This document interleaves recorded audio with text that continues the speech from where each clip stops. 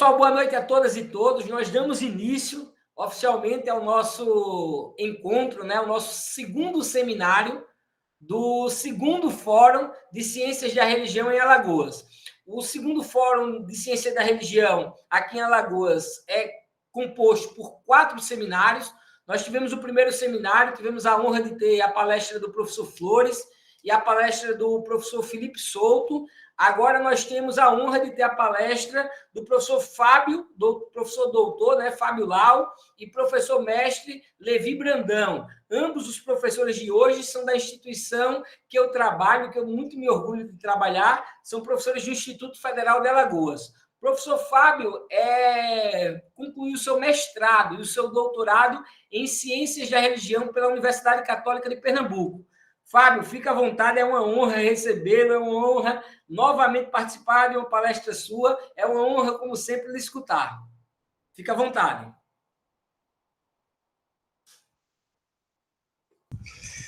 São tantas honras. Fábio, só mais uma coisa para te passar a palavra. Levi e Fábio, nós podemos consensuar em 20 minutos, eu aviso, às 5 e mais 5, no máximo 30 minutos aí?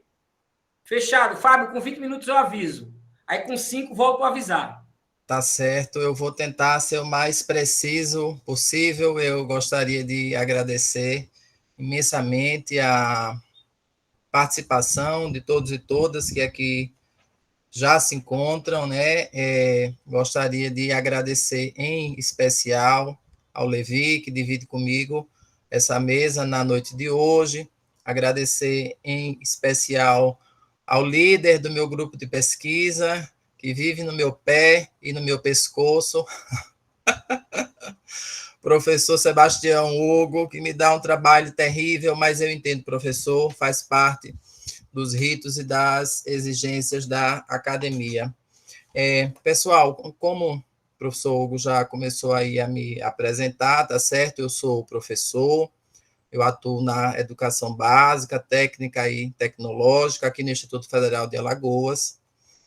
Durante o mestrado e durante o doutorado, eu trabalho com as perspectivas de espiritualidade, tentando aproximar o campo da educação, e agora, já no doutorado, trabalhei, né, com uma tese que tenta estabelecer uma relação entre o transdisciplinar, a espiritualidade transreligiosa e o seu ponto de colaboração para uma educação integral. Mas, na noite de hoje, especialmente, deixa eu até compartilhar aqui com vocês um slide que a gente trouxe. Eu vou tentar ser o mais objetivo e o mais sucinto, tá certo? Enquanto a gente vai se projetando aqui,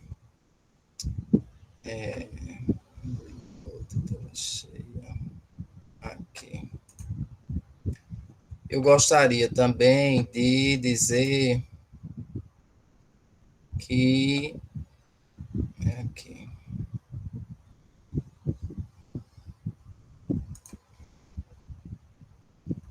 Eu vou ficar, tá certo?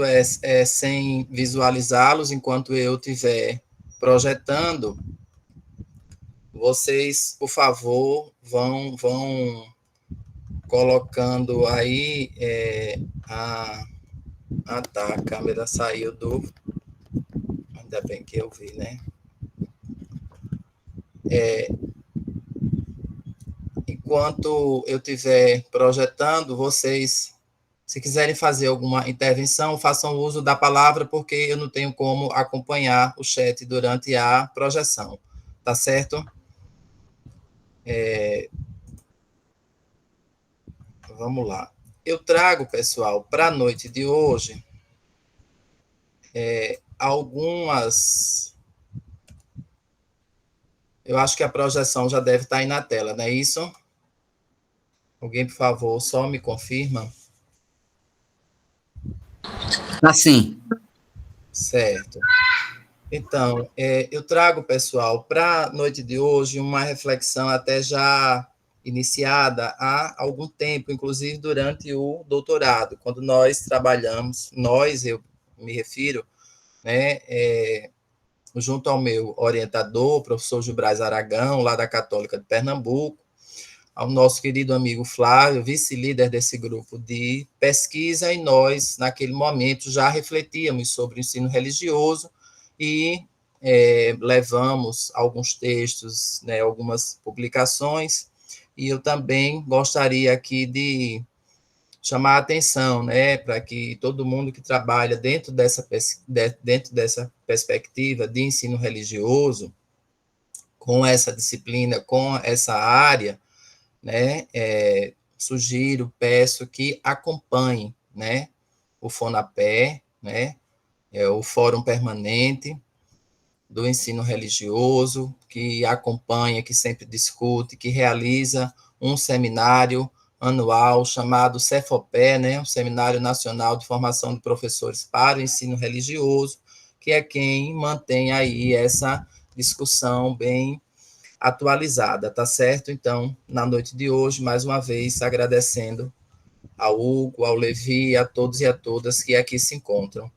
Pessoal, até antes de iniciar a minha fala, eu gostaria de esclarecer. Ao longo da minha exposição, eu vou trazer algumas provocações. Não tenho intenção nenhuma de ser nada pessoal, de ser nada direto, ou de, né, para que a gente tente refletir, tá certo? Só para que a gente tente, mesmo, sabe? Construir novas teias mentais para que isso possa fazer com que a gente, saindo de um determinado ponto, consiga transitar até pelo menos um outro ponto. Para onde vão os nossos silêncios quando deixamos de dizer o que sentimos? Isso é o que a Mafalda pergunta à professora. Essa é a primeira pergunta que eu trago na noite de hoje. E por que é que eu trago, abrindo essa reflexão, já que nós estamos tratando do ensino religioso, por que é que eu trago logo essa tirinha aí, esse quadrinho, quando a Mafalda faz essa pergunta? Será que os espaços em que nós discutimos, dialogamos, construímos reflexões em torno de temas ligados à religião, de temas de estudo da religião, do fenômeno religioso, será que as pessoas que ali se encontram se sentem à vontade para expressar aquilo que sente e para, expressando aquilo que sente, não ser recriminada, não ser violentada, não ser tolhida, não ser repreendida? Essa é a primeira reflexão que nós trazemos na noite de hoje. Se nós não conseguimos expressar, se isso não sai por algum lugar, me parece que as ciências do comportamento já têm atestado aí, principalmente nos estudos mais recentes, que a tal da psicossomática vai expulsar isso de alguma forma nos nossos corpos, no nosso psicológico, em padrões de adoecimento, em padrões de patologização. Mas a gente está falando de educação, né? A gente está falando de uma perspectiva de ensino, de um ambiente minimamente saudável para formar novas gentes. Sigamos. No contexto atual em que nós nos encontramos, no contexto histórico, legal, o Brasil é um país laico. E, nesse caso, um Estado laico significa justamente manter uma posição neutra no campo religioso. Manter uma posição neutra nem significa defender, nem significa atacar, tampouco professar um credo religioso, tampouco proibir a profissão de um determinado credo religioso. Nesse caso, no campo, né, dos estudos, das pesquisas, dos desdobramentos do que vem a ser um Estado laico, da configuração desse Estado, nós também vamos encontrar a expressão Estado secular. Justamente o termo secular é o que vai expressar, né, essas últimas mudanças que nós vamos encontrar, principalmente no campo religioso, ou de como esse Estado se relaciona com a instituição religiosa e com os seus integrantes. O Estado laico tem como princípio a imparcialidade em assuntos religiosos, não apoiando nem discriminando nenhuma religião. Um Estado laico defende a liberdade religiosa e todos os seus cidadãos e não permite a interferência de correntes religiosas em matérias sociopolíticas e culturais. Por que é que isso tem uma tônica tão forte ainda hoje no Brasil? A história do Brasil remonta. Nós somos um país colonizado e a coroa, quando chega ao Brasil, traz junto com ela os seus religiosos, a sua religião oficial, e durante muito tempo da nossa história é assim como nós vamos estruturar a sociedade brasileira, né? A professora Del Priore, ela bem diz que o Brasil é um país formado à sombra da cruz, e é justamente a isso que ela está se referindo. E este campo do ensino religioso, ele vai abrigar uma tensão permanente e de disputa justamente por isso, porque durante muitos anos, inclusive previsto nas legislações do campo da educação, havia uma profissão de fé. O ensino religioso era conhecido tecnicamente como uma espécie de catequese, onde religiosos iam ensinar um conjunto de moralidades pertencente a um determinado credo religioso, colocando este credo como um rito de oficialidade dentro do campo da educação, em detrimento de outros. Mas vamos adiante. Veja, hoje nós temos um conjunto de leis que confere o respeito à pluralidade e à diversidade religiosa, ao direito de crer e ao direito de não crer, porque às vezes parece que isso é esquecido, né? E este desenho, esta pintura, para mim, ele expressa muito bem, né? A perspectiva de convivência harmônica entre os povos, com respeito profundo dentro das suas diversidades. Não só hoje, mas desde a globalização, a queda das fronteiras, etc., etc. Não vou aqui remontar, né, períodos históricos e configurações. Nós vamos nos aproximando e tomando contato com outras culturas e, consequentemente, com a diversidade cultural existente no mundo. E o Brasil, também um país aberto para o mundo, né, conhecido até pelos seus encantos, pelo seu povo fraterno, acolhedor, etc., etc., etc., até a segunda página, né? Mas mais adiante a gente vai refletir um pouco melhor sobre isso. É nesse contexto de configuração de um país laico que respeita a diversidade, que prima pela tolerância, dentro de uma perspectiva de profundo respeito de direitos humanos, que hoje se abriga o que nós conhecemos como ensino religioso. Então, para que a gente tenha, né, como reflexão, e aí sim, agora, tecnicamente, os marcos legais do ensino religioso, então nós vamos encontrar o que reza a própria Constituição, né, de 1988, dita como Constituição Cidadã, com o respeito e a liberdade de credo, de culto, de crença, né? E aí sim, já colocando dentro de uma perspectiva como marco da LDB, e aí vejo, pessoal, como é tão delicada essa questão do ensino religioso, ainda que nos nossos marcos legais. Então, nós temos na redação, né, da LDB, reformulada já pela Lei 9475 de 97, ela é uma disciplina constituinte da formação básica, agora de matrícula facultativa, como um componente curricular obrigatório no ensino fundamental das escolas públicas, que deve respeitar a diversidade cultural e religiosa, sem cometer proselitismo. Veja só, é uma disciplina de oferta obrigatória. Toda escola pública de ensino fundamental tem que ter no seu currículo a disciplina do ensino religioso. A oferta, ela é obrigatória. A matrícula, ela é facultativa. O pai pode ir lá e dizer que o filho não vai cursar a disciplina dentro do seu currículo. Há uma previsão legal para isso.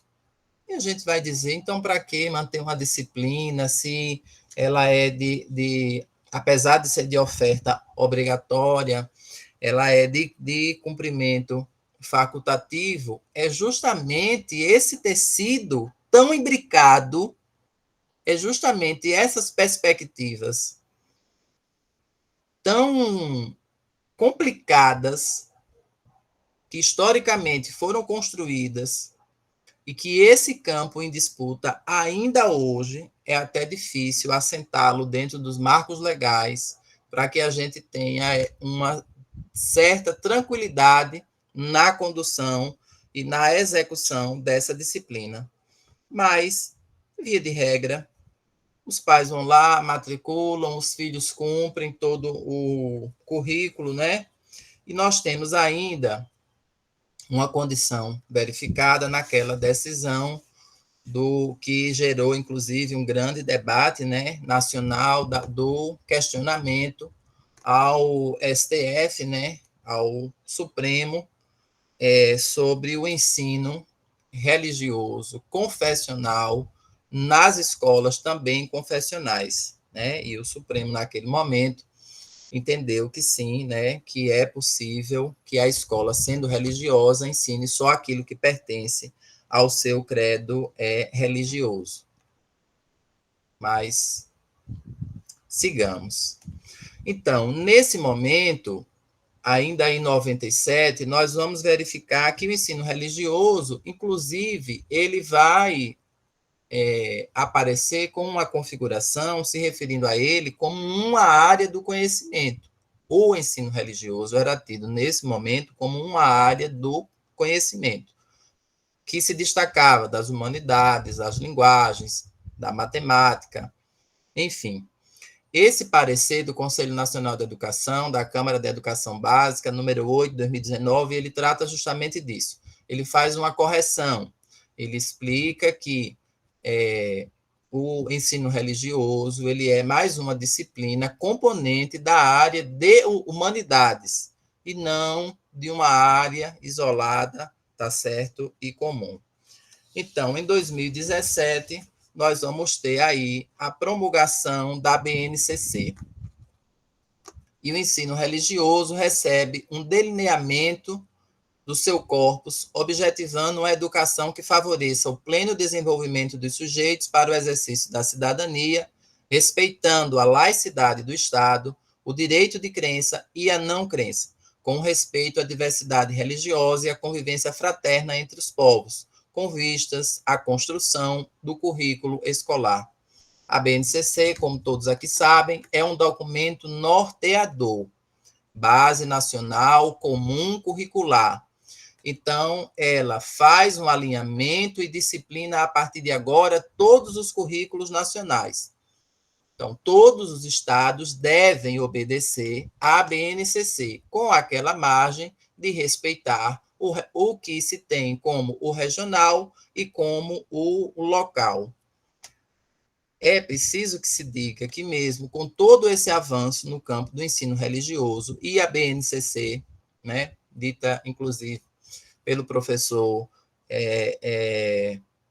Emerson Senna, pelo professor Junqueira, pelo professor Gilbras Aragão, apesar de se registrar todo esse avanço, nós assistimos ainda hoje, no seio da sociedade brasileira, a essa tensão no campo religioso. Naquilo que diz respeito especialmente ao campo da política. Por quê? Porque a religião, e aí as instituições religiosas, elas vêm se configurando, né, como um campo em disputa, como um campo em grande tensão. Historicamente, como nós sabemos, da onde é que adivinham os professores do ensino religioso? Adivinha justamente da formação em teologia, ofertada, ora, principalmente por instituições religiosas, certo? E, nesse caso, nós verificamos com a BNCC mais um dos seus avanços, porque agora, preferencialmente, o professor do ensino religioso vai ser justamente aquele professor formado a partir das ciências da religião, seja em curso de pós-graduação ou seja em curso de graduação. Naquele momento, nós tínhamos, inclusive, um pequeno número de cursos de graduação em ciências da religião. Então, veja só, pessoal, hoje nós vamos ter essa configuração, né, nos marcos legais, entendendo que a LDB, a principal lei do campo da educação, considera que o ensino religioso, como uma disciplina livre da confessionalidade, tem como objetivo estudar a religião como um fenômeno humano, então nós vamos ter agora uma possibilidade que se abre e os teóricos que vão desdobrar isso, tá certo? E todos aqueles que estudam e que estão na sala de aula, né? Então, a perspectiva da BNCC apresenta o ensino religioso como um componente curricular que prima pela formação integral do ser, que leva em consideração o seu aspecto intelectual, social, emocional, cultural, Fábio, 20 minutos. Ético e físico. Meu Deus do céu, tá certo, entendi. Agora eu vou fazer uma rogativa. Tentarei ser o mais breve possível. Por isso que a BNCC é considerada, tá certo, esse marco e esse avanço. O professor Emerson da Sena e o professor Juqueira, né, têm essa publicação que é considerada um dos marcos dentro, a partir, né, da BNCC, o ensino religioso na BNCC, teoria e prática para o ensino fundamental.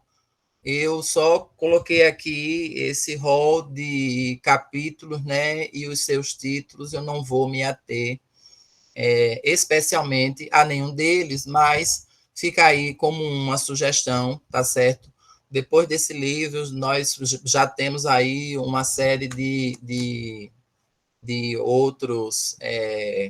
outras publicações que vão desdobrando, tá certo, esse componente curricular e também as possibilidades de atuação. Como eu dizia, então, as ciências da religião, né? Por que falar das ciências da religião junto ao ensino religioso? E aí, veja, pessoal, as ciências da religião, e por isso que se chama ciências da religião, um conjunto de saberes, um conjunto de disciplinas, de áreas do saber que vão se juntar e que vão observar o fenômeno religioso e o seu desdobramento dentro dos contextos culturais e sociais para tentar interpretá-los, explicá-los, tá certo? E diferente da teologia, no caso das ciências da religião, não se pretende provar nada, tá certo? Provar nada, me desculpe. Em relação à fé ou à existência de Deus, de deuses, enfim, dos dogmas religiosos. Então, qual é a contribuição das ciências da religião nesse caso? Olhar e compreender a fé dos outros em termos sociais e históricos, em sua diferença, faz mais amplo e possibilita, né, além de se conhecer a diversidade, seja ela afro-brasileira, seja ela oriental, seja ela das grandes correntes monoteístas, politeístas, né, originárias, né, dos povos originários e não religiosas ou filosóficas, com o agnosticismo, com o ateísmo, mas, sobretudo, para fomentar nesses alunos, nesses meninos, nessas meninas, uma posição de abertura, seja da sua própria fé, mas seja de profundo respeito à fé do outro, de uma maneira que o abraça, que o acolhe a partir da sua inteireza. E aí, como eu dizia, né, cada ente federativo, cada prefeitura vai construir, dentro do ponto de vista da especificidade regional e local, mas respeitando, sobretudo, o tronco da BNCC, os seus currículos, tá certo? Ele tem uma porção que pode ser flexibilizada, e aí sim, a BNCC se torna esse fio condutor, tá certo? Então, hoje nós temos o ensino religioso a partir de seus documentos, a partir de seus normativos, que vislumbra e que respeita esses horizontes plurais, que se atém à necessidade, né, desses adjetivos que aqui se encontram, mas, sobretudo, do respeito, da alteridade, do respeito à diversidade, aos direitos humanos, tá certo? E de uma possibilidade, né, do encontro. E aí a gente está aqui justamente para pensar e para refletir, né, sobre essas possibilidades de autonomia e de liberdade, seja ela de pensar e de refletir sobre o religioso. Só para a gente pontuar aqui, dia 21 de janeiro, Dia Nacional de Combate à Intolerância Religiosa. O Brasil é um dos países, né, que tem uma lei de liberdade religiosa, tá certo? Especificamente para isso. E veja, pessoal, nós ainda temos uma lei de liberdade religiosa, um Dia Nacional de Combate à Intolerância. Isso só reflete o quanto no tecido cultural, no tecido social brasileiro, essas dinâmicas ainda se configuram, tá certo? Em dinâmicas problemáticas, em dinâmicas violentas e que, por vezes, não respeitam os direitos humanos e que estão aí com posturas de imposição de determinada fé, de determinada crença ou de determinado credo religioso. E, para encerrar, citando aqui Conceição Evaristo, tá certo? Né? Que se tornou aí mais uma imortal, com todo o merecimento, com todo o respeito que lhe cabe. Do fogo que em mim arde. Sim, eu trago um fogo. O outro, não aquele que te apraz. Ele queima assim. É chama voraz, que derrete o bivo do teu pincel, incendiando até as cinzas. O desejo, o desenho que fazes de mim. Que esse fogo, que essa chama, que ora nos ocupe, nos incendeie, mas, sobretudo, que não nos tire de um determinado prumo, de um determinado rumo, que respeita profundamente o outro na sua dimensão individual, na sua dimensão coletiva, mas, sobretudo, respeitando todas as suas dimensões de um sujeito integral, multifacetado. Prometo a minha última reflexão da noite de hoje. Se a minha religião, se o meu credo religioso, em qualquer lugar que eu me coloque, mas especialmente em uma sala de aula, se ele servir para ferir alguém, para silenciar, para tolher, será mesmo que ele deve estar sendo processado, rememorado, citado? Será mesmo? E assim eu encerro a minha fala, tá certo? Peço desculpa por ter passado do horário, mas é isso.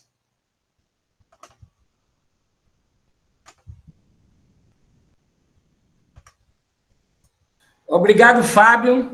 Belíssimas palavras, belíssima palestra. Aprendi muito, Fábio. Tive que separar aqui uma agressão que estava tendo entre os meus cachorros. Não sei se vocês viram pela câmera, mas os cachorros estavam brigando aqui. Em casa é cheio de doguinho. Bom, Parabéns pela palestra, Fábio. Sem mais delongas, vamos para a palestra do professor Levi. Levi, ele é mestre em Sociologia, sendo bacharel em Ciências Sociais, ambos pela Universidade Federal de Alagoas. Só um registro que eu não fiz antes, tanto o Fábio, o doutor Fábio Lau, quanto o mestre Levi Brandão, são professores da nossa especialização, da nossa pós-graduação em Ciência da Religião e Ensino Religioso. É um marco no Brasil. Nós somos o primeiro programa de pós-graduação em Ciência da Religião nos institutos federais de todo o Brasil. Então, meu salve aos dois que são professores aqui, registrar a presença da Elizabeth Patriota, professora também da nossa especialização, professora em religião, que tudo combina com a Elizabeth hoje. Era para ela estar entre nós palestrando, mas a Beth está no final do doutorado dela, infelizmente não pôde ainda estar palestrando, mas logo vai estar palestrando conosco, e a disciplina que ela leciona, o que ela lecionará, é religião e direitos humanos, que tem tudo a ver com a palestra que o Fábio acabou de dar, e a palestra do Levi, que veremos agora. Levi, fica à vontade. Se tiver mais alguém do NERES ou da especialização, depois dá um oi aqui, só para que eu registre a presença. Infelizmente, eu não consegui ver todos, mas lembrando, lista de frequência já está colocada. Nós temos agora na sala, deixa eu só ver aqui quantas pessoas a gente tem na sala.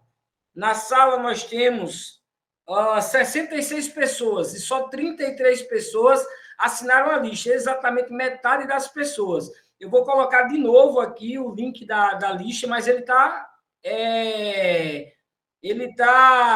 registrado, não, como eu fixei ele está fixado. Mas deixa eu colocar aqui, antes de passar a palavra para o Levi, só para ninguém perder a lista, porque a lista é extremamente importante, pessoal, porque a gente depende da lista para mandar os certificados.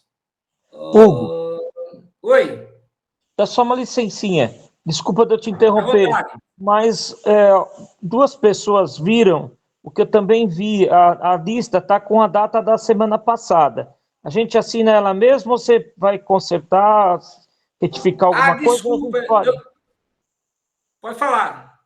Eu vou consertar. No formulário eu botei a data, mas só que eu copiei da semana passada, deve estar a mesma data, mas eu vou consertar. Pode assinar ela assim mesmo. Então vendo tá agora, bem. Foi bom ter avisado, obrigado por ter avisado. Aqui para mim está aparecendo 26/4, mas eu acho que no texto deve estar 19, não é isso? Isso. Ok, obrigado. Vou mandar o link novamente e vou tentar consertar já agora. Obrigado. Eu vi agora que está 19, deixa eu botar 26. Eu vou trocar, mas no link, no nome do formulário já está dia 26. Vou enviar aqui no chat. Levi, fica à vontade. Se tiver mais alguém do NERES, deixa eu só ver se tem mais alguém do NERES aqui. Não vi ninguém mais. Williams Franklin, do NERES, seja bem-vindo, meu caro. Saudades de você. Bom, estou mandando novamente aqui a lista. Pessoal, mandei as palestras ficam todas no grupo do YouTube. Eu coloquei aqui, tá fixado aqui. Eu coloquei o grupo do YouTube e o grupo do WhatsApp e Instagram do NERES. NERES é o Núcleo de Estudos da Religião na Sociedade e Educação. Então, quem quiser nos conhecer melhor, tem aqui, inclusive, do WhatsApp, onde a gente posta de concurso, informações de eventos, enfim. Levi, me perdoe, é porque tinha pouca gente que tinha assinado. Novamente, mestre Levi Brandão, agora a palavra é com você. Pessoal, mais uma vez, muito boa noite. Satisfação imensa estar aqui, não só para falar, mas principalmente para aprender, né? Fábio, aproveitando, parabéns pela sua exposição e se puder, posteriormente, enviar os slides, agradeço bastante para seguir aqui aprendendo e estudando. Hugo, obrigado pelo convite, obrigado por todo o apoio, né, e motivação na regência, né, puxando o NERES, o Hugo junto com o Fábio, com o Flávio, que hoje não pôde estar aqui, né, eles encabeçam, eles impulsionam esse movimento que está crescendo, né? Na semana passada, 100 e poucas pessoas, hoje 65 pessoas aqui reunidas para a gente debater educação, ensino religioso, educação, religião, religiosidade, espiritualidade, essas várias interfaces, né? Para mim, é um desafio muito grande estar aqui falando, porque inicialmente essa não era, ou talvez ainda não é, né, a minha área de maior especialidade, mas é uma área que me causa muito, como é que eu posso dizer, que me estimula muito a pensar e que me causa muito interesse.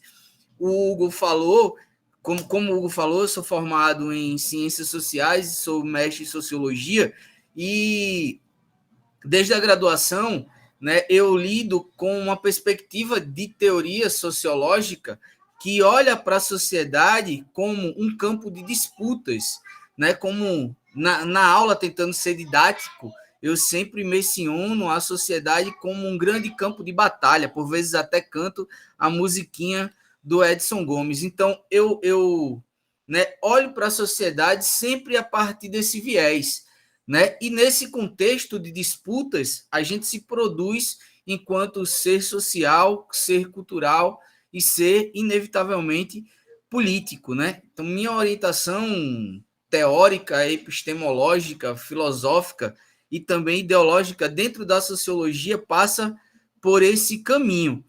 E o que é que acontece? Por que eu estou dizendo isso? Porque a minha atuação enquanto docente também se dá orientada, né, por essa perspectiva que é sociológica, mas que transcende a sociologia, que é algo que está muito presente em mim, não só quando eu assumo o papel de sociólogo ou de educador, mas está presente em mim enquanto cidadão. Tanto Hugo, quanto Fábio, como eu, a própria Beth, que apareceu aqui, no contexto do IFAL, a gente participa dos movimentos de disputas políticas, sindicais, e a gente é muito perpassado, muito marcado por isso. Então, a minha fala hoje, aqui rápida, muito mais do que uma palestra, se propõe a criar um espaço de provocação e de diálogo, muito na linha do que o Fábio fez. Por isso, não tinha como eu não agradecer a oportunidade de estar aqui escutando o Fábio, porque ele traz toda uma reflexão e um conjunto de referências que embasam muito do que, né, eu me propus a trazer para a gente dialogar. Eu sou um pouco mais novo no IFAL que o Hugo e que o Fábio. Eu estou na instituição há 10 anos, eles estão na instituição há 12 anos, 13, 14, por aí, né?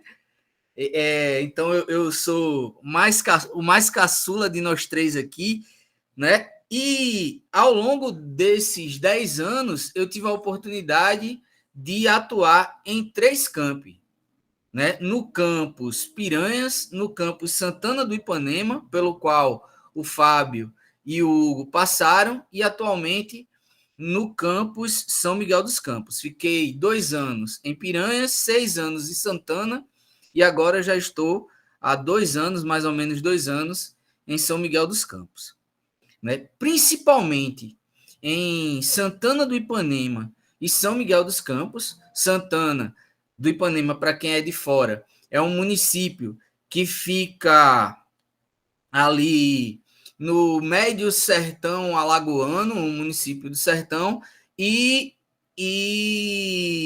São Miguel dos Campos, se eu não estou enganado, está ali iniciando a região que a gente classifica como o Agreste, aqui no estado de Alagoas. São municípios que estão situados em espaços distintos aqui do nosso estado, um pouco distante um do outro, né? Santana mais longe da capital que São Miguel. Santana a 200 e pouquinhos quilômetros, se eu não estou enganado, e São Miguel a menos de 100 aqui da capital.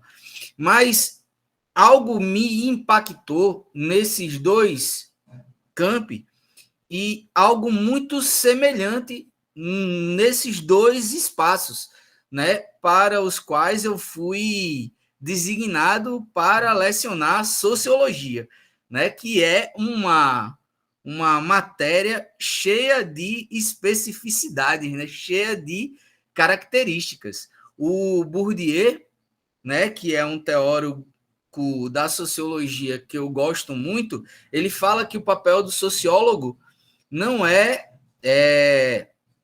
o de dar lições, né? E sim o de dar armas para o pensar, para a gente olhar para as pessoas que têm contato com a sociologia, olharem para a sociedade, percebendo a sociedade, como eu falei no início, né? Tal qual ela é, na perspectiva dele, perspectiva que eu comungo, um campo de batalha, um campo de disputas. E aí, o que é que acontece? Minha atuação se faz nessa perspectiva, né? De estimular a imaginação com base naqueles elementos, né, que são fundamentais ali da sociologia, né? Claro que não é a sociologia que vai para a sala de aula, mas ela, a partir da transposição didática, ali com toda a vontade que ela traz de promover, né, de estimular a capacidade de pensar reflexivamente, de olhar criticamente para a sociedade, de perceber essa sociedade como um campo de disputas, sempre fazendo, né, sempre levantando dúvidas, questionamentos, estimulando também uma reflexão na perspectiva da produção do conhecimento científico. E aí o que acontece? Tanto em Santana do Ipanema, como agora em São Miguel dos Campos, né, eu percebi e tive, principalmente nos meus primeiros contatos com as turmas iniciais, né, ou nos meus primeiros contatos com as turmas, né, eu tive muita dificuldade de atuar enquanto professor de sociologia que traz esse propósito, né? Que, por exemplo, se orienta, como eu oriento, por uma ideia de educação que deve promover a autonomia, como o Fábio mencionou, a liberdade, que deve estimular o desenvolvimento de toda uma, como é que eu posso dizer, uma expertise humana voltada para olhar, de fato, criticamente, e para que o ser humano se desenvolva, né, de maneira integral, como diz Bell Hooks, e eu sou muito orientado por esse caminho, né, por essa forma de pensar a educação, uma educação não só libertadora, mas que para ser libertadora precisa ser transgressiva, transgressora, né? O que acontece? Eu tive extrema dificuldade de estimular reflexões nesses dois campos, e tenho até hoje, porque depois eu fui fazer pesquisa como sociólogo, pesquisa mesmo, levantar dados e tal, né, tentando mapear quem era esse público, né? Atualmente eu tenho um projeto de pesquisa que visa justamente analisar quem são os estudantes do Campo São Miguel dos Campos, do IFAL, né, a partir do seu capital cultural, né, e dos seus hábitos de classe, e nesse contexto a gente levanta informações sobre a formação religiosa desses estudantes, né? Só recapitulando, eu tive extrema dificuldade de atuar enquanto professor de sociologia, com essa perspectiva de levantar a reflexão e de estimular a criticidade. Por quê?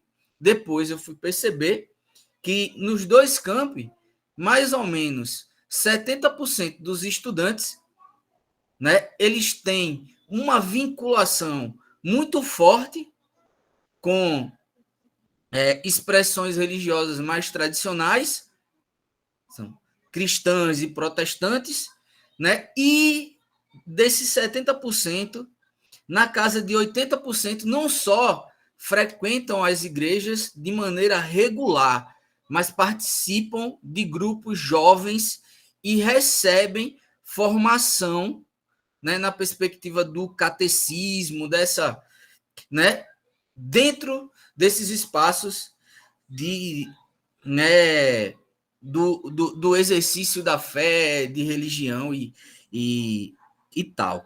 Né? Predominante, foi predominante, tanto em Santana do Ipanema, como é predominante, né, a grande maioria esmagadora dos estudantes, quando perguntados sobre a sua, né, religiosidade, sobre a sua fé, sobre a religião a qual pertencem, na qual acreditam, a sua grande maioria seguem essa perspectiva. Pouquíssimos, né, expressaram nas pesquisas que eu fiz, ou até nas conversas do dia a dia, que pertencem a outras denominações religiosas. E aí, eu vi aqui no chat que tem uma pergunta que é cara para a fala do Fábio e também que me é muito conveniente nesse momento aqui da minha exposição e do nosso diálogo, né, resgatá-la, né? Um dos participantes perguntou se essa formação, esse ensino religioso que segue apenas um viés, né, apenas um viés e não se alinha com a perspectiva, né, colocada pela legislação brasileira, se ela não contribui, né, para formar um ser que adota posturas extremistas, posturas nessa linha, né? Por que me é cara essa indagação? Porque, né, enquanto sociólogo e levantando essas informações e refletindo sobre esses dados e debatendo com os próprios alunos, eu percebo que, como eles recebem, no contexto das suas igrejas, a formação religiosa, né, em grande medida, e não me entendam mal, pessoal, né, a maneira como eles desenvolvem esse aspecto do seu ser, do seu hábitos, usando também outra categoria do Bourdieu, da sua forma de se expressar no mundo, do seu esquema de disposições mentais e corporais, né? Da sua orientação ética, né? Eles desenvolvem todo uma identidade e uma maneira de se colocar no mundo que é muito rígida e que se contrapõe a essa perspectiva educacional, né, que atende aos desafios do século XXI, de uma sociedade que é perpassada pela tecnologia, que é globalizada, mas é extremamente desigual, que é extremamente diversificada e plural, mas que precisa, né, reconhecer essa diversidade e essa pluralidade. O que é que eu estou querendo dizer? É que a formação religiosa que esses estudantes recebem nas suas igrejas, no geral, né, nesses dois campos pelos quais eu passei, né, ela se coloca como um anteparo, um filtro que tem uma malha muito pequenininha e que deixa, né, que cria muitos obstáculos, né, iniciais para que passe essa maneira, meios de fomentar essa maneira de olhar para o mundo de maneira mais reflexiva, né? É muito comum eu chegar na sala de aula e dizer a paz de Jah, Alá, Oxalá, Jesus Cristo, Buda, Shiva, Ganesha, Macunaíma, Tupã, muito axé, Saravá, Shalom, né? Que o mestre Irineu, se você não acredita em nada, que você também encontre a sua paz. E por vezes eu ser recebido, principalmente nos primeiros encontros, com expressões do tipo, valei-me, tá repreendido, né? Percebem, pessoal? Então, quando o Fábio e quando o Neres, né, trazem o debate sobre a necessidade da gente, né, pensar o ensino religioso e a própria expressão religiosa no mundo, mas atendendo ao desafio contemporâneo de uma sociedade verdadeiramente democrática, e que, para ser democrática, tem como base o Estado laico, né, eu me sinto, né, em uma parte do meu ser muito contemplado e realizado, pô. Inclusive por estar presente nesse contexto. Por quê? Porque se não for assim, né, se um ensino religioso não se propõe a estimular o respeito à alteridade, o reconhecimento do outro, se não se alinha àquele pilar, né, que está posto como pilar da educação para o século XXI, o pilar lá do conviver, do viver em comum, né, que é típico se a gente pensa o que é política do ponto de vista clássico, né, a política, né? Nós somos seres políticos porque precisamos conviver com as outras pessoas, né? A política, em uma das suas dimensões, é justamente a capacidade de organizar a sociedade para a convivência, reconhecendo as diferenças, né? Botando essas diferenças para dialogar, né? Percebem? Atendendo, no contexto dessas diferenças, aquilo que é possível para promover de maneira, né, como é que eu posso dizer, mais favorável possível para a coletividade e o bem-estar, entende? Então, nesse primeiro ponto de relato de experiências, e eu já conversei com o Fábio, com o Hugo e com outros colegas do Neres, que esses questionamentos que são que me são estimulados pela prática cotidiana na sala de aula são justamente eles que estão me motivando a fazer pesquisa nessa área, né? Então, essas reflexões, para mim, são muito caras e eu trago elas para cá justamente para a gente pensar junto sobre o quanto, de fato, é desafiador, mesmo a gente estando no século XXI, numa sociedade que, né, perpassada pelas tecnologias, tem tanta facilidade de informação, de acessar a informação, mas mesmo assim, como é complicado construir, né, conhecimento e conhecimento com esse viés do crítico, né?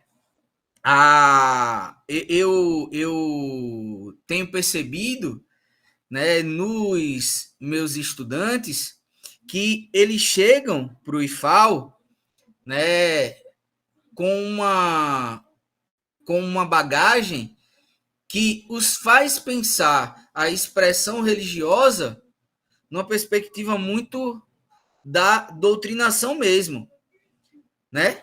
Da doutrinação mesmo. Então, debates que são típicos da sociologia, por exemplo, o aborto, debates que são típicos da sociologia, como o casamento homoafetivo, debates que são típicos da sociologia, como a legalização, né, a regulamentação das drogas, né? Por exemplo, algumas questões sobre direitos humanos, inclusive, né? São difíceis de ser realizadas por causa dessa maneira que eles desenvolvem a partir do contexto onde vivem e são formados de ver o mundo, né? Então, a gente, enquanto docente, tem que ter, né, muita habilidade para lidar nesses espaços, ainda mais quando a gente atua... Levi, 20 minutos. Atua como professor de filosofia, que nem o Hugo, de artes, que passa pela sociologia, pela linguagem, pela filosofia, pela história, que nem o Fábio, professor de sociologia como eu. E demanda da gente habilidade que a gente não recebe quando a gente está na graduação, quando a gente está mesmo numa especialização, no mestrado e até no doutorado. A gente não recebe estímulos para desenvolver essa competência, né, essa expertise, né, de saber dialogar, não se frustrar, se manter fiel ali e não, né, criar, como é que eu posso dizer, celeumas incontornáveis, né, porque pode acontecer, dependendo de como a gente a gente coloca algumas questões ou de algumas situações que a gente cria, a gente pode bloquear os alunos, né? Pode criar, né, grandes obstáculos para que a gente consiga, de fato, cumprir a nossa missão de promover uma educação para que eles saiam, como falou o Fábio no começo, daquele encontro, e a gente também, né, melhorados em relação ao que a gente é quando chega, né? Quando eu digo melhorados, eu falo no sentido de que o ser humano ele está em constante transformação, e essa transformação pode ser uma transformação, né, que traz, de fato, aperfeiçoamento, crescimento, né? Então, ao passo que é extremamente desafiador e em muitos momentos, né, extremamente desgastante atuar nessa área e com um público que recebe uma formação que não é voltada para a diversidade, que não é voltada para refletir a sociedade democrática e o Estado laico, que não é voltada para entender que todos os seres humanos possuem direito, que não é voltada em grande medida para respeitar, né, e para entender que as expressões religiosas, a religiosidade de matriz africana, afro-brasileira, é expressão religiosa, é religiosidade e não pecado, e não coisa do demônio, né, do Satanás. Ao passo que é extremamente desafiador, também do ponto de vista humano, e do próprio crescimento, né? Agora falando do meu crescimento, também é extremamente enriquecedor, porque a gente está ali no exercício ativo, não só para atuar enquanto docente, mas no exercício ativo de se formar e de se melhorar enquanto ser humano, né? Eu tenho esse privilégio de ser um profissional, né, e lidar com uma ciência que, ao passo que me permite ferramentas, me oferece ferramentas para refletir sobre a sociedade, nesse processo de reflexão sobre a sociedade, de estudo sobre a sociedade, né, eu me oportunizo também a me melhorar. E é isso que eu tenho buscado, e é isso que eu tenho visto aqui nesse contexto do Neres. Então, por isso, Hugo e Fábio, quando eu recebi o convite de participar do grupo, né, eu não tive como me furtar, né, eu não tive como dizer não, porque vi no grupo justamente essa oportunidade de crescer, de ampliar as nossas perspectivas, né, de aprender nesse diálogo permanente, falando, ouvindo, né, ensinando e aprendendo enquanto ensina, né, recebendo ensinamentos. Então, só para fechar, pessoal, só para fechar, né, a expressão religiosa, ela é tida na sociologia como, até usando um conceito aqui que é clássico, né, como um fato social total, que está presente em tudo que é agrupamento humano, em tudo que é sociedade, né? Mas, pensando os desafios do século XXI, né, e na linha das possibilidades que trazem as tecnologias e, né, esse mundo interconectado, que, de fato, né, a gente possa expressar a nossa religiosidade, mas que a gente possa expressá-la sabendo que a nossa religiosidade é uma maneira, né, de se expressar, de se conectar com o transcendental, e não a única. Por mais que as religiões, as instituições religiosas tradicionais versem e defendam o contrário, né? Porque a gente sabe, e é isso que em grande medida gera conflito, muitas defendem uma ética que não se volta para o diálogo, né? Que é unilateral, que é intransigente e que no século XXI a gente teve muitos exemplos disso na história recente do nosso país e do mundo, né? Que é dogmática, né? Então, pessoal, muito obrigado. E eu só fiz esse slide mesmo para pontuar essas questões, né? A importância da gente estar aqui junto, refletindo sobre a necessidade de promover uma educação que respeite a diversidade, que permita, né, o exercício das várias manifestações de fé, mas que, né, possibilite que a gente manifeste a nossa fé, reconhecendo que nós somos seres diferentes, que viver em sociedade é viver em constante contato e diálogo e que a gente precisa do outro, né? Então, muito obrigado, pessoal. Valeu. Acho que está batendo os 30 minutos, Hugo. Certinho, foi certinho. Foi até antes. Obrigado, Levi. Pessoal, a gente vai abrir agora para blocos de perguntas. Perguntas, intervenções, o debate está aberto, né? Eu vi que alguns já levantaram a mão, acho que o Marcos, o Antônio, só que não permaneceram de mãos levantadas. Aí eu não estou vendo quem. Bom, estou vendo que o Blue aqui está de mão levantada. Se Marcos, Antônio quiserem de fato falar, deixa a mão levantada para que eu possa ver aqui. Agora vou seguir a lista aqui. Agora só tem o Blue e Marílio. Acho que é isso. Enfim, fica à vontade, Blue. O microfone é aberto. Boa noite, pessoal. Eu sou Blue Mariro e eu sou um professor transexual de ensino religioso.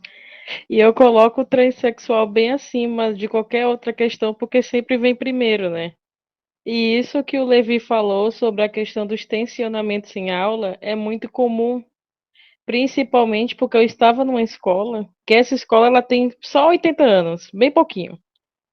E eu sou o primeiro professor transexual dessa escola. E nisso, quando eu cheguei lá para ser professor de ensino religioso, todos os outros vinham de uma formação teológica. Então, era o ensino religioso confessional. E eu tive que fazer a transição para o ensino religioso a partir das ciências da religião. Tanto que eu montei a grade, né, da escola. E foram desafios, sabe, principalmente pela questão do que o Levi trouxe. O que o aluno traz de casa, entende? E como a gente pode lidar com o que o aluno traz de casa.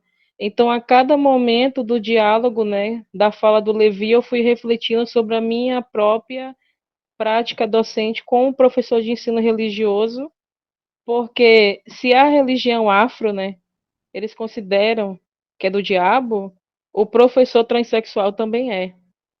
Entende? Então, esse corpo pecaminoso aqui pecou bastante a partir da ciência da religião, tornando, digamos assim, esse ensino mais laico, né? E tirando a confessionalidade dele. Muito obrigado pela fala dos dois palestrantes. Bom, eu levantei a mão aqui, vou fazer uma fala e uma pergunta também.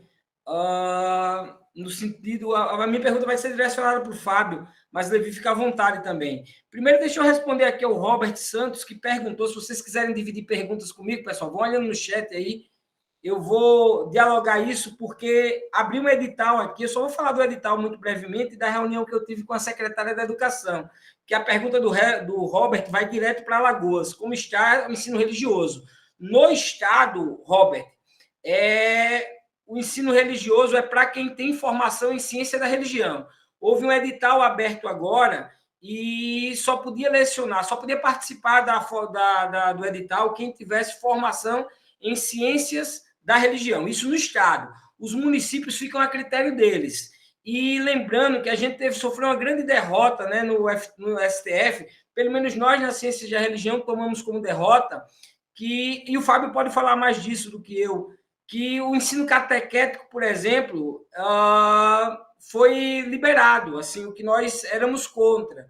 A ideia era que a religião fosse trabalhada no sentido de lutar contra a intolerância, explicar culturalmente as religiões, a importância da religião impactando o Estado, impactando as políticas, impactando as instituições, os fenômenos psíquicos, enfim.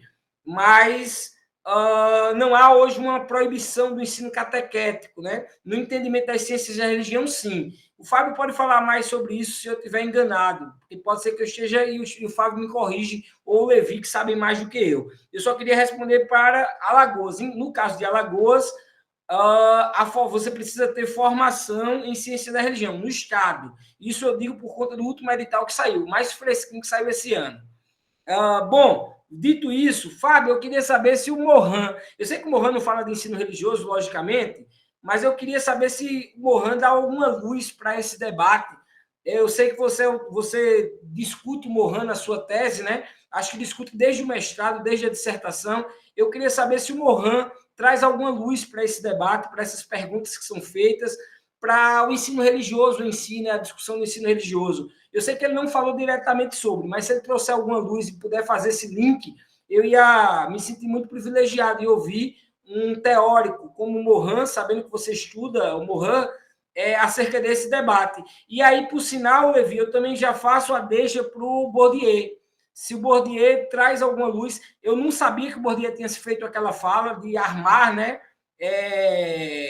da educação, trazer armas para o pensamento, achei fantástica. Pode ter certeza que eu vou parafraseá-lo algumas vezes, mas eu queria saber se o Bourdieu traz alguma luz também nesse sentido, sabendo que você é um dos pesquisadores de Bourdieu. Obrigado.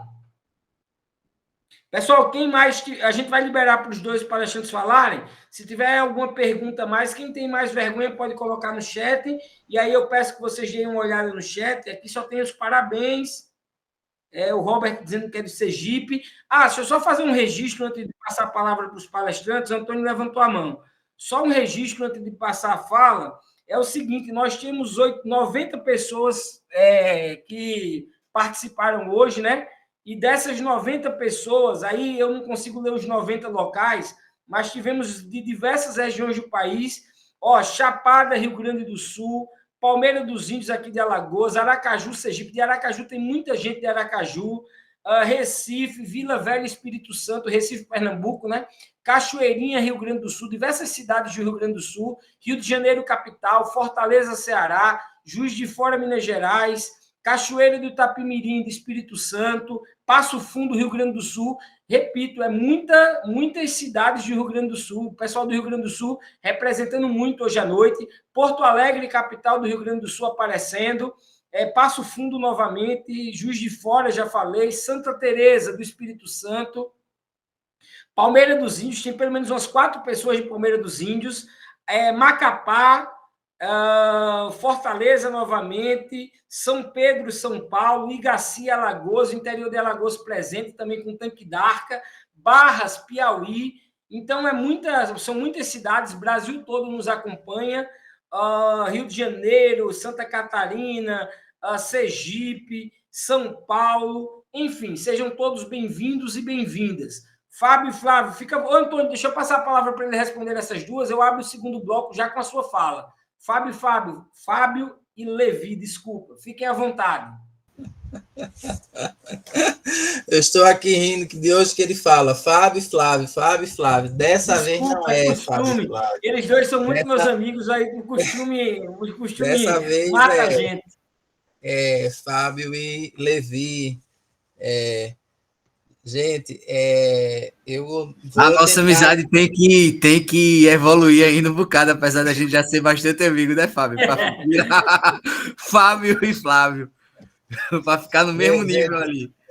Eu vou tentar ser bem breve e pontual. Vejam, é claro que toda aquela discussão que houve, né, no STF em torno do ensino confessional, a questão era justamente essa, né? Se mesmo com todos os marcos legais em torno do ensino religioso, as escolas confessionais tinham o direito de professar o seu credo religioso no ensino, né, na disciplina de ensino religioso. E foi isso justamente que passou. Veja, É claro que diante de toda aquela discussão, com um conjunto de representantes de várias orientações religiosas, né? Nem consigo aqui, Rosa Weber, salvo engano, que era a relatora e fez várias audiência pública, talvez eu esteja confundindo agora, mas, enfim. E no final, o que a gente precisa entender e ficar muito claro aqui, pessoal, diante de todo esse contexto cultural, né, nesse tecido social do Brasil, o que foi permitido às escolas confessionais foi utilizar no ensino religioso a profissão do seu credo, né, fazer isso que nós chamamos tecnicamente, historicamente, de catecismo, né, o tal do ensino confessional. No entanto, nós não podemos, né, desvirtuar por isso. O que é que eu estou chamando de desvirtuar? Vejam, não faz sentido. A escola, por ser confessional, teve o direito e, por isso, ela vai, professando o seu credo religioso, estimular violências, estimular posturas, eu vou chamar, antiéticas, antidireitos humanos, intolerantes. Não, está errado. Toda e qualquer prática violenta, seja ela Racistas, machistas, né? Exatamente. Toda e Homofóbicas. qualquer prática violenta, agressiva, intolerante, ela deve ser repudiada, ela deve ser reprimida. Agora, claro, eu sei que o contexto, às vezes, ele é imperioso. Por quê? Porque o pai escolheu a escola junto com a mãe para colocar o seu filho, ou a mãe com a mãe, o pai com o pai, enfim, diante da configuração de família que ali tenha. Exatamente, era aí onde eu queria chegar. Muito obrigado. A escola, ela pode sim professar o seu credo religioso, promover o seu momento de culto, de oração. No entanto, ela tem por obrigação de seguir a BNCC. Como eu disse na minha fala, esse é o tronco. Esse é o tronco nacional. Esse é o tronco que vai nortear. Agora, claro, dentro daquela porção de flexibilização, mas é claro que a gente não pode ser tão ingênuo assim. Por que é que as grandes correntes religiosas foram ao STF para ter o seu direito preservado de professar o seu credo religioso dentro da disciplina? E isso tem uma razão de ser. Não pode ser ingênuo. Eles querem continuar, né, limitado, pura e simplesmente só propagando a sua visão de mundo e incutindo ali o seu conjunto de moralidades pertencente a um conjunto de dogmas e ali dentro das suas crenças religiosas. E aí, às vezes, os pais se sentem constrangidos de ir à escola se queixar, de repente, porque o filho chega em casa fazendo um determinado comentário, né, ou se queixando, de repente, uma criança, filha de pais de um casal homossexual, será que ela se sente representada naqueles desenhos de família? Da família nuclear, patriarcal, etc, etc, etc. Aí ela vai chegar em casa para fazer a tarefa da escola, sendo que o livro, a tarefa xerocopiada, aí tá lá, só tem como modelo de família um homem e uma mulher. E aí, como é que fecha essa conta? Não fecha. Mas esses pais, essas mães, esse casal vai se sentir à vontade de ir à escola, se queixar e reclamar, ou diante de tantas as violências que eles já sofrem em outros ambientes da sociedade, feliz daquele que se sentir encorajado e que vai lá se queixar, tem todo o direito. Mesmo a escola, seja ela qual for, de qualquer orientação religiosa que seja, ela tem que seguir a BNCC, ela tem que estar preocupada com a formação integral desse indivíduo, e escola educação não é ambiente de formar, de promover intolerâncias, violências, seja ela de toda e qualquer ordem ou natureza que seja. Só para a gente deixar muito bem claro. E veja, dentro de algumas correntes religiosas, hoje em dia, nós já temos, inclusive, dentro da própria teologia, a corrente pluralista, que respeita e que abriga toda a diversidade. O professor Pedro Ribeiro de Oliveira, que tem tantas publicações, né, que fala, que discute, que debate muito bem isso, né? A gente precisa ter isso muito em mente, senão é uma casquinha de banana que está ali plantada e que aquele professor, que aquela escola vai se sentir à vontade para fazer aquilo que quiser. Não é bem por aí. E eu espero estar sendo bem claro, né? Num texto que nós escrevemos até para o Cefopé, né? O seminário lá do Fonapé, nós até colocamos que, ancorados na complexidade de Morin, a grande contribuição de Morin ela vai se dar justamente em torno da multiplicidade dos sentidos e de entendimento acerca do conhecimento e do próprio homem, né? A contribuição de Morin vai se dar nesse sentido, né? E aí, claro, na tese eu já discuto um pouco mais amparado em Nicolesco, a partir da transdisciplinaridade. E um dos eixos da transdisciplinaridade é justamente a complexidade de Morin. Agora, alguém citou no chat sobre o ecumenismo, né, sobre o diálogo interreligioso. Então, a gente também dialoga um pouco lá no texto, né, da Cefopé, justamente sobre essa demanda urgente do nosso tempo, que é a implementação de práticas, que é chamada de ecumenismo, chame, mas hoje de diálogo interreligioso, da aproximação com esses religiosos, com essa diversidade, tá certo? Com essa pluralidade cultural, para que a gente vá, primeiro, desmistificando, segundo, fomentando práticas mais harmônicas, de respeito, mais tolerantes, né? É fundamental que seja só na disciplina de ensino religioso? Não. Toda disciplina promova essa prática de encontro, esses contatos. Isso quer dizer que não vai ter tensão, Fábio? De jeito nenhum. A tensão vai estar ali presente a todo tempo, e é justamente por essa tensão ainda existir e ser tão significativa que é tão necessário que essas práticas vão sendo implementadas. Olha aí a provocação que Levi faz. Chegando na sala de aula, fazendo um comissal de saudações de cunho religiosos, rememorando ali diversos credos, e mesmo o aluno se vendo contemplado em uma daquelas expressões, ainda assim ele renega, afasta, né, repulsa, enfim. Mas são coisas que nós não devemos né, promover, permitir ou alimentar.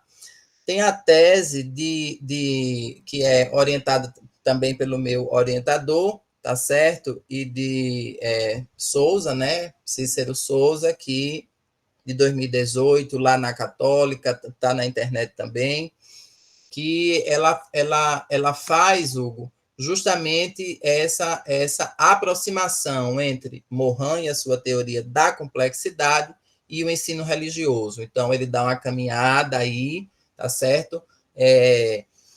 Nesses marcos legais e nessas configurações agora, né, de como se encontra e como Morin pode colaborar, tá certo, com essa educação do tempo presente. Agora, como toda educação deve ser promotora de paz e de uma cultura de paz, é imperioso a presença do diálogo interreligioso. O professor Faustino Teixeira tem um artigo brilhante, né, que fala sobre isso.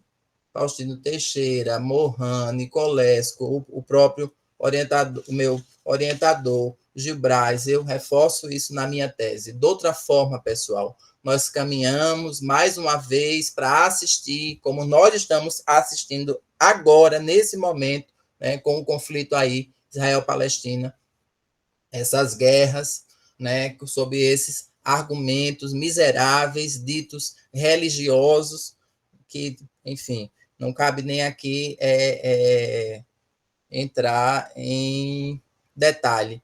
A questão é, a nossa prática, ela colabora para a construção, para o cultivo de uma ética de superação das violências? A questão é essa.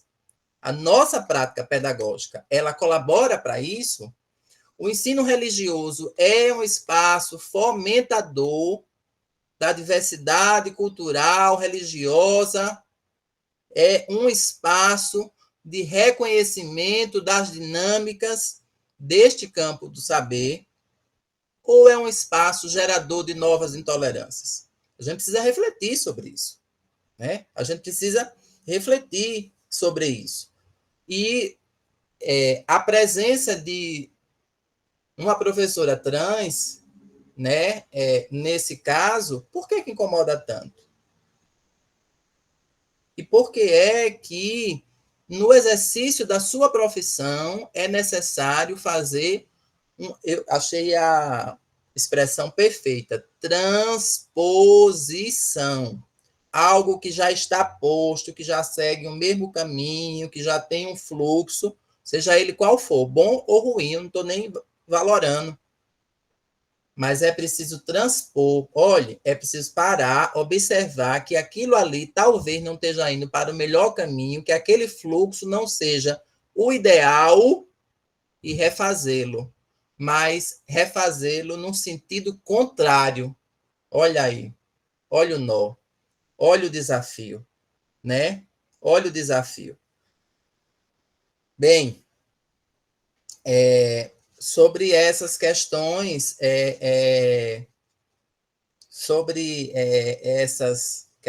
eu gostaria de trazer aqui apenas uma experiência, me perdoe, e eu peço licença aqui.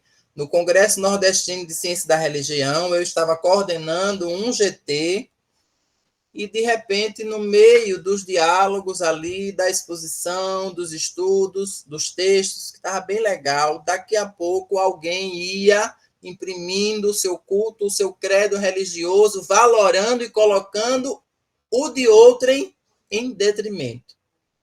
Quando eu me dei conta, eu fiz uma intervenção assim, sabe, bem direta, objetiva e até dura, né? Depois até parei para refletir sobre isso. Veja, minha gente, e por que eu estou dizendo isso? Porque, às vezes, isso está tão naturalizado que a gente não se percebe.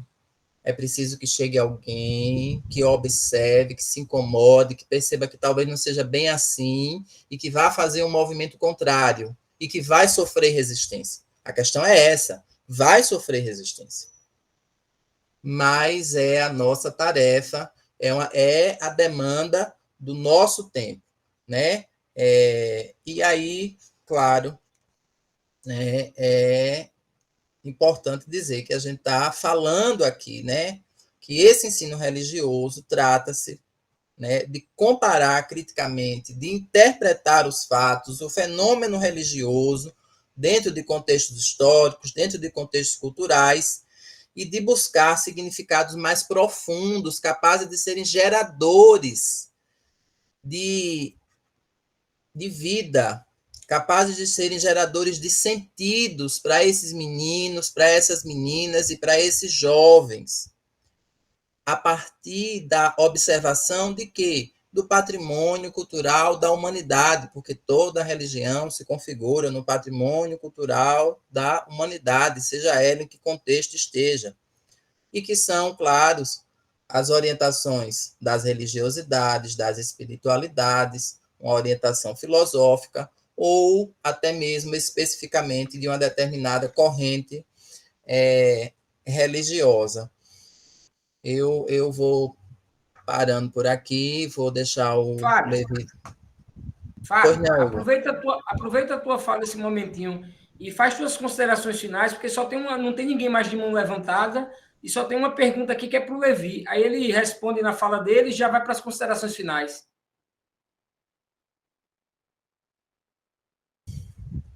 Certo. Pessoal, eu gostaria de agradecer imensamente, tá certo, pela noite de hoje, mas, Hugo, eu também quero lembrar que alguém ia falar, eu não lembro quem, era alguém que estava com a câmera aberta. Acho que é o Antônio, porque deixou certo. A mão, não está mais levantada, mas deixa eu perguntar, Fábio, desculpa. Verdade, não, eu que esqueci, foi falha minha. Eu posso fazer o meu encerramento no. Foi falha minha, mas de repente a pergunta é para você. Ô, Antônio, é porque tu não deixou a mão levantada e eu não sabia se tu ia falar ainda, perdão. Boa noite, eu sou o Antônio, né? Estou cursando o último módulo bacharel em teologia. Eu queria só uma informação, né? Sabendo que quando eu ministro a palavra nas pregações é uma forma diferente, que eu quero ingressar, né, na área do ensino religioso. Eu quero saber quais os métodos que eu devo usar, um método adequado para usar a progressão dos alunos em relação ao objetivo e aprendizado. Sabendo que o ensino religioso é uma oportunidade valiosa para promover a compreensão intercultural, né? Empatia e respeito e mútuo entre os alunos. Eu queria saber, assim, como eu deveria lidar com essa nova empreitada. Fica à vontade, Fábio. Aí depois eu passo para o Levi. Levi, tu já responde uma pergunta que tem no chat quando for a tua vez? E já vai para as considerações finais? Beleza, Levi, valeu. Fica à vontade, Fábio. Desculpa, Antônio, eu estava esquecido de você, cara. Tudo bem, tudo bem. Veja, primeiro eu gostaria de agradecer, né, pelo questionamento e veja, da BNCC para cá, Antônio, nós já temos muito material publicado, inclusive obras didáticas ali, um rol de organização de conteúdos, tá certo? O próprio FONAPE publicou recentemente uma espécie de cartilha, eu até botei lá no nosso grupo, né, que trata especialmente desses temas do ensino religioso, tá certo? Hoje já se tem uma série de publicações que vão nesse sentido, de orientar e de amparar essa prática pedagógica do ensino religioso, certo? E aí elas vão ter justamente esse cuidado, como você bem colocou, né? Abordar a religião e o fenômeno religioso a partir de uma perspectiva intercultural que está ali aberta, em contato, né, com outras práticas, respeitando os credos religiosos. E aí, pessoal, eu terminei a minha fala, né, fazendo a provocação sobre o credo religioso do professor, né? Veja, não há problema nenhum, não há proibição de forma alguma. E é isso que eu acho extraordinário. Estou me formando, vou me lançar no campo, não sei, não tenho experiência, essa experiência vai ser construída, né, dia após dia, a partir das primeiras práticas.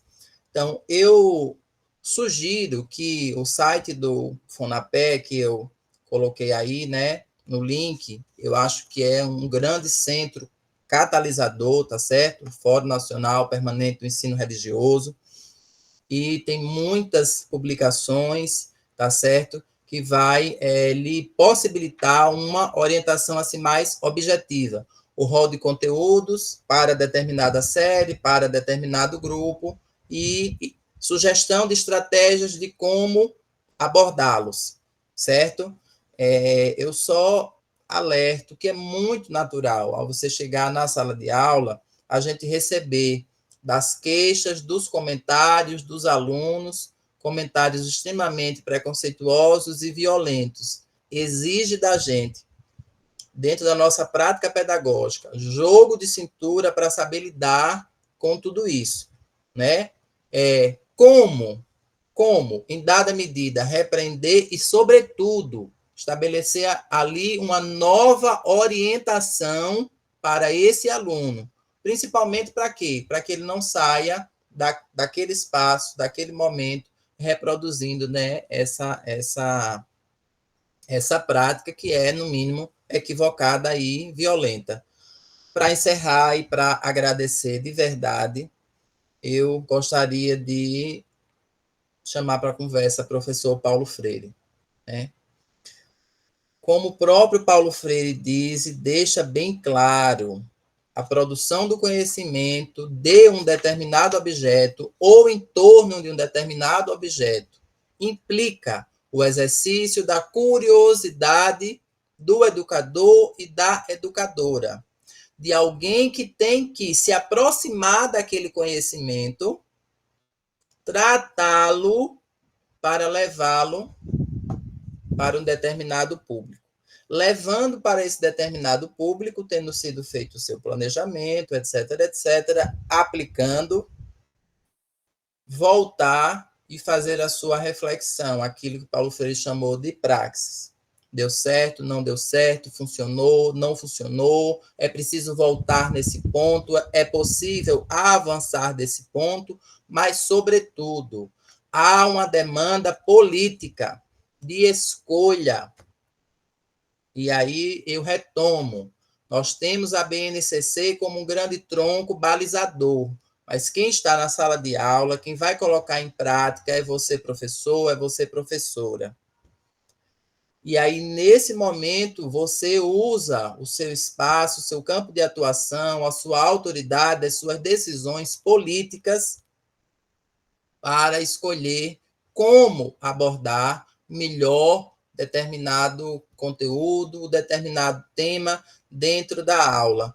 Então, é preciso utilizar a sua capacidade, primeiro, de se colocar, segundo, tendo levado esse conhecimento, refletir sobre essa prática, para além de funcionar ou de não funcionar, e compartilhar com os seus alunos esse exercício de curiosidade, convocando-os para um exercício mesmo de imaginação, para a prática de uma intuição, da evocação de uma emoção em torno de um determinado objeto e para a construção daquilo que nós chamamos de razão no campo da educação.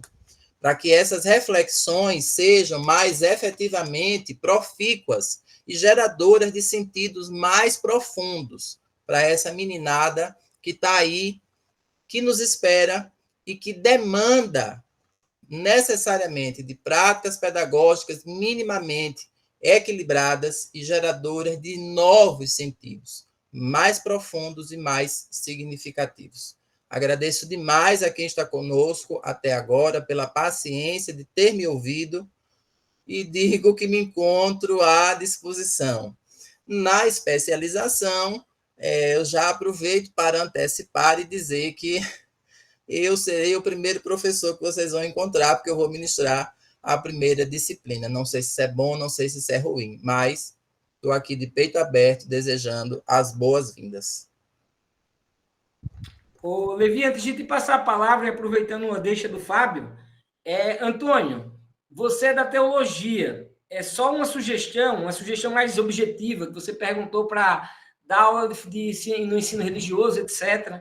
Eu tenho dito para alunos, para amigos próximos,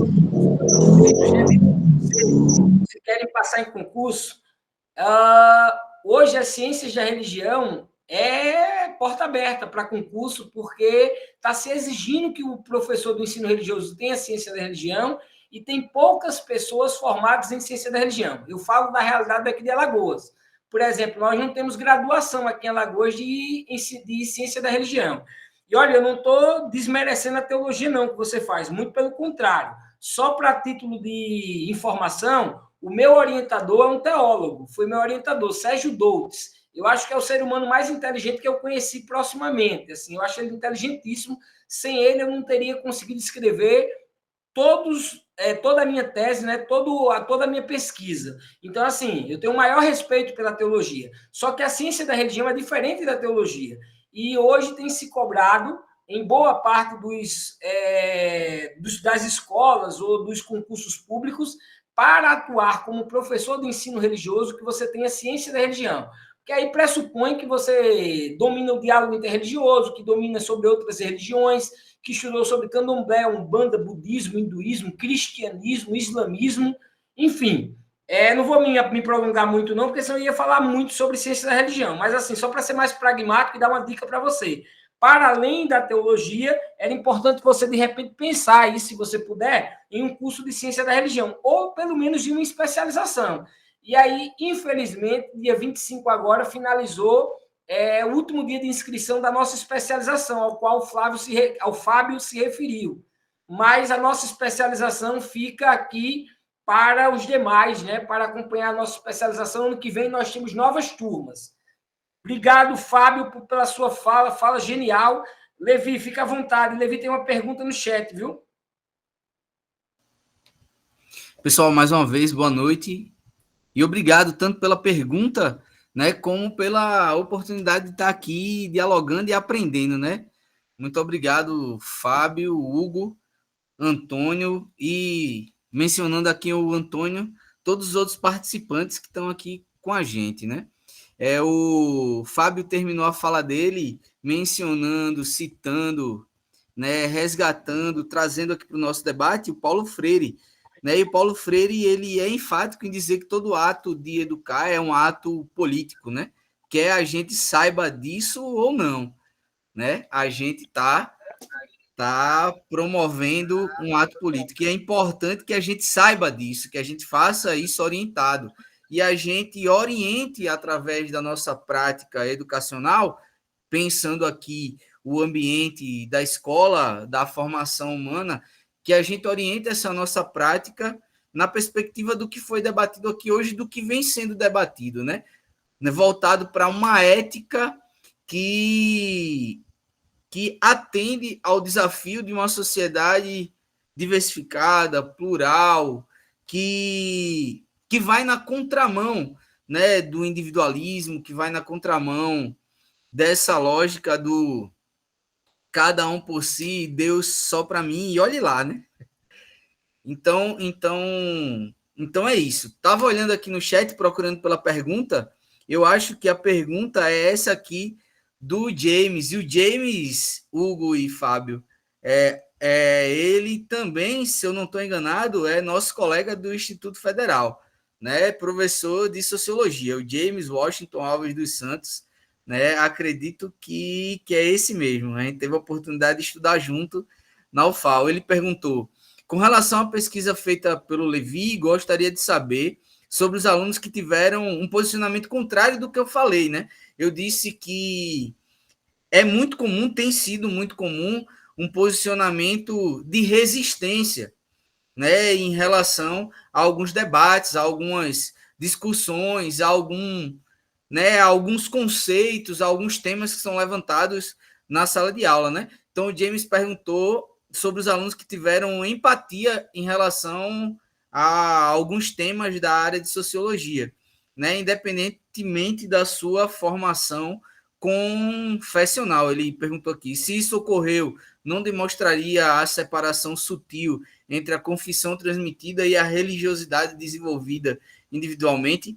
Com certeza, James, eu penso que, né, se ocorreu, né, porque se ocorreu, né, provavelmente ocorreu, mas não se destacou a ponto de eu lembrar aqui, né, de eu ter sido marcado por isso. Quando eu mencionei na minha fala, né, de algumas posições de resistência, né, foram posições de resistência mesmo, e essas posições foram provenientes de estudantes que, como eu mencionei, né, na sua grande maioria, não eram só frequentadores assíduos da igreja, mas participavam, tinham cargos, funções dentro da igreja, participavam de grupos, jovens, né? E por aí vai. Isso é muito comum, acredito que Fábio lembra, e Hugo também, lá do contexto de Santana de Ipanema, né? Muito, muito, muito, muito comum. Se for o James que eu estou pensando aqui, né? Acredito que o James é professor de Palmeira dos Índios, do IFAL de Palmeira dos Índios. Não sei se lá ocorre algo parecido. Mas tanto em São Miguel dos Campos como em Santana, né? Essa coisa dos grupos jovens religiosos é muito, muito, muito comum. Só para vocês terem uma ideia, né? Eu coordenei no ano passado em São Miguel um projeto vinculado a um programa chamado Artifal. E aí eu tinha 12 alunos participando do projeto e a gente construiu, né, uma proposta de projeto que formava um grupo musical e promovia algumas atividades, além de apresentações musicais mesmo, né, algumas atividades de formação, né, por onde a gente teve a oportunidade de passar. Então, desses 12 alunos, pessoal, 9 eram jovens que integravam esses grupos religiosos, tanto da Igreja Católica como das várias denominações evangélicas, né? E aí, James, o que acontece? Né, respondendo de maneira mais objetiva a pergunta, eu concordo com o que você coloca, né, que expressa uma formação, um desenvolvimento mais individual da religiosidade quando se posiciona a favor, mas no geral, até resgatando a ideia de hábitos do Bourdieu, né? No geral, o que eu senti e o que eu percebi é que, no geral, o que aconteceu comigo foi muito mais a resistência. E é uma resistência que se dá sem que eles percebam, né? Como o Fábio falou, sai naturalmente, né? Como hábitos é sistema de disposição, eles foram, vou traduzir aqui para quem não é da área de sociologia, né? Programados para responder daquele jeito, né? O Fábio resgatou a minha saudação, que eu mencionei aqui, né? A paz de Já, Alá, Oxalá. Já aconteceu mais de uma vez, e aí eu faço isso justamente para provocar e criar esse, né? Para gerar a possibilidade do diálogo, para fazer alguma intervenção, para tentar, né, de uma maneira, como é que eu posso dizer, usando o jogo de cintura, enfrentar esses preconceitos que estão muito arraigados, né? E falando dos jovens, é importante mencionar que todo mundo tem preconceito, né? Então, quando a gente se propõe, na linha do que o Antônio perguntou, que se propõe ao desafio da docência, a gente também tem que enfrentar os nossos próprios preconceitos e tem que estar atento a eles, né? Objetivando a gente, o nosso ser. Então, o que acontece? Já aconteceu de eu cumprimentar um estudante, né, usando a saudação do candomblé, cheguei perto da estudante e disse, Yaya, cabicilé, caô, emojibá, e a menina não disse só tá repreendido, né? A menina chegou e disse, sai de reto, professor. Né? Então, é algo que flui muito naturalmente, ela não disse brincando, né? Ela disse com aquela expressão de susto. Então, James, né, eu concordo contigo que quando se alinha fruto, quando se alinha favoravelmente a essas discussões, mesmo tendo uma formação confessional, né, que foi forte, né, a pessoa consegue dialogar, consegue mais tranquilamente debater. Eu concordo que isso é fruto do desenvolvimento individual da religiosidade, da expressão religiosa no ser daquela pessoa e de outros estímulos que a pessoa recebe para além do espaço religioso que pesam, né, na formação daquele ser. Mas, né, aqui fica como uma suspeita que ainda precisa ser estudada, né? Mas eu tenho observado, é sensível para mim, que as igrejas e esses grupos dos quais esses jovens participam têm um peso muito forte na formação da identidade e da maneira de enxergar o mundo, né, desses meninos e meninas, né? Que se eles não passassem por uma escola como o IFAL, né, que que promove tantos espaços de questionamento, de diálogo, que não é só na aula de sociologia, né? No IFAL a gente tem o NEABI, tem o NUGEDES, né? O NEABI é o Núcleo de Estudos Afro-Brasileiros Indígenas, o NUGEDES é o Núcleo para a Diversidade, né? São vários eventos, várias situações, né? O IFAL é uma instituição plural, professores de vários estados, né?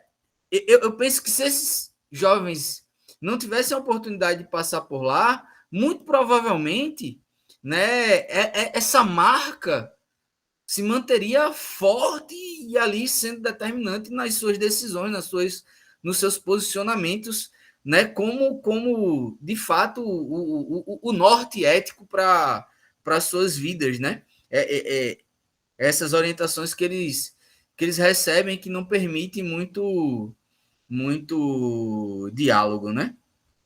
Então é isso, pessoal. Só para fechar mesmo aqui, vou citar mais um outro exemplo. Recentemente, na aula de política, no segundo ano no IFAL, né, a gente debate muito política, e aí eu levei um texto para os alunos muito palatável, bem tranquilo de ser lido e estudado, e um dos capítulos do texto tinha o título de que a política precisava ser pulsão vital. E aí a estudante perguntou para mim o que era pulsão, e aí eu fui explicar o que era pulsão a partir da perspectiva do Freud. E aí eu mencionei lá a questão dos desejos. Quando eu mencionei a questão dos desejos, fizeram mais indagações, e eu dando exemplos, né, se instalou aquele cenário, aquele palco, aquele ambiente no qual o desejo, né, desejar, né, ser um ser desejante é ser um ser propenso à prática do pecado, né? Na linha do que a gente já debateu aqui, que é desse corpo que peca, né? Que está diretamente ligado à perspectiva judaica cristã de pensar o mundo, né? Que segue lá a tradição que vem no catolicismo com o Santo Agostinho e por aí vai. Então é isso, é muito frequente, né? É muito frequente e para mim é muito interessante e algo muito bom, porque, como eu disse antes, me permite tanto crescer enquanto ser humano, como contribuir se pensarem, né? A ideia é essa, através da sociologia, não só a gente oferecer instrumentos para que a gente pense o mundo, mas para que a gente se pense como ser promotor de história, como sujeito deste mundo, né? Na linha da perspectiva do Paulo Freire. Então, pessoal, muito obrigado pela oportunidade de estar aqui dialogando, conversando, trocando ideias, né? Aprendendo junto, crescendo juntos, e é isso, que a gente possa avançar para uma sociedade cada vez pautada por uma ética, né, cada vez mais do diálogo, da tolerância, da paz, né? Obrigado pela resposta, professor Levi. Muito obrigado. É o James que a gente estudou junto. Satisfação, James, encontrá-lo aqui. Coisa boa, tá vendo? As ondas aqui virtuais possibilitando esses encontros. Que bom, que coisa boa. Levi, ficou uma pergunta no chat, eu vou tomar a liberdade de responder, porque eu acho que é uma pergunta muito importante. Vejam, a pergunta é assim: trabalho em uma escola na qual recebemos reclamações dos alunos por conta de um professor que, por ser ateu, deprecia alguns símbolos religiosos em sala de aula, no caso, os símbolos cristãos. Qual abordagem deve ser feita para esse docente? Vejam, pessoal, assim como nós falamos aqui. O próprio professor está sendo intolerante, né? Exatamente, bicho. Não raro. É o que eu disse agora há pouco, né, Fábio? A gente precisa olhar criticamente tentar objetivar a nossa prática, né? Eu aqui estou muito contaminado pelo Bourdieu. O Bourdieu tem uma expressão que ele fala na hora de promover ciência, a gente tem que estar atento e objetivar a objetividade, né? Então, estou falando nessa linha, a gente tem que ficar refletindo se as nossas falas, as nossas técnicas, metodologias, as questões que a gente levanta, os textos que a gente coloca, eles de fato promovem o diálogo, uma formação, né? Exatamente. Nessa perspectiva. Veja só, a escola, como casa do saber, primeiro deve fazer uma intervenção pedagógica. Esse professor precisa ser chamado, precisa ser orientado, precisa ser chamado pela equipe pedagógica, pelas coordenações, para ser orientado num primeiro momento. E aí, sendo muito prático, tudo isso deve ser reduzido a termo, constar em ata, coletar a assinatura de todos os presentes, e espera-se que esse professor tenha a sua prática ressignificada.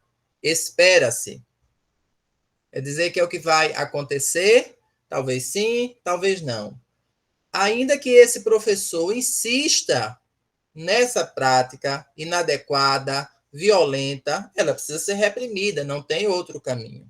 É preciso orientar os pais dessas crianças, desses jovens, que procurem outras instâncias dentro da escola.